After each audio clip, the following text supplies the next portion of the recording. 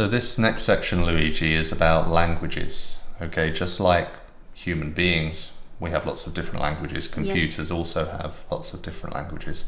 Can you remember what the name of the languages that we've been using on the Commodore and the Spectrum? We've been using BASIC. Yeah, good. So that's a type of language. It's called a high-level language. Do you know what high-level languages are? No, I don't. No.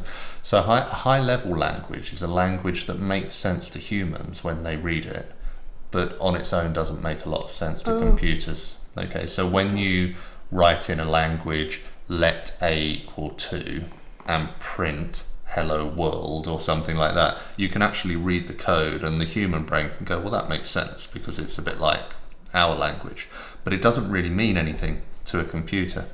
So other examples of high-level languages might be Python, which you might have heard of at school. And C+, is it? Yeah, C+. There's also Forth, which is an older language that's used. There's actually quite a few of them. Yeah. Now, the other type of language is, of course, low language or machine level coding. Now, true machine level coding would be all in binary. Yeah. You'd literally be typing ones and zeros. Yeah, that's right. And you can't type that into a Commodore because when you load up the Commodore, it loads into BASIC, so it's expecting you to put BASIC commands in. But you can either program your computer or use an application that you load into the computer to allow it to accept lower level languages.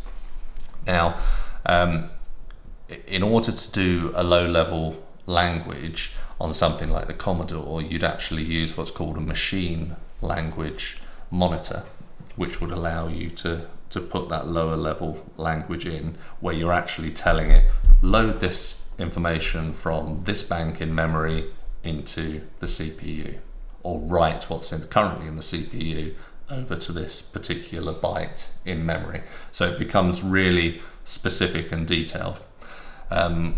There's a bit of a sweet spot in between those, which is called assembly language. An assembly language uses a lot of hexadecimal coding, which we've talked about in the past and we'll cover on a future video. But assembly language is used for most of the games that you play and most of the applications that are being designed on those older computers. And examples of assembly language would be things like Zilog assembly, which is how you would code for the Zilog processor that's in the Spectrum, or it might be MOS assembly language for the MOS 6510 chip that's in the Commodore 64.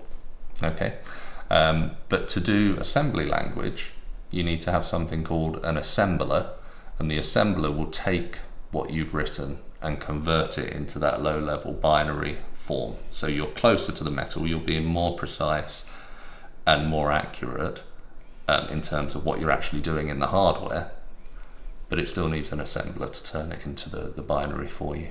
Okay, does that make sense? Yeah. Yeah, so you got high-level languages, which low-level easy for humans, proper low-level machine level language, and then in the middle, what's the one in the middle called? Hexadecimal. It uses hexadecimal. You key in hexadecimal quite a lot, but it's called Zilog assembly. Zilog assembly, MOS assembly, all that. Okay. Why is it good to learn assembly? Well, that's quite easy if you've ever tried to play a game that's been programmed in BASIC. Essentially, if you use assembly, your code is much shorter and it's much more efficient.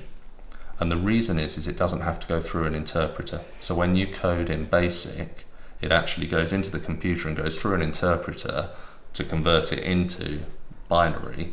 And that's quite an inefficient process, which means that you simply can't do as much with the computer in the time that you have available. And therefore games tend to be quite simple, basic, you might say, clunky and slow. Yeah, doesn't mean you can't get good results. If you look online, there's some good projects where they've made some things work really well in BASIC with some tricks that are beyond me. Yeah, but useful to know. And later on, we'll look a little bit more at machine language. Okay. Yeah. Do you think it's time to play? Yes. Okay, I've got a caveman to introduce you to. Okay.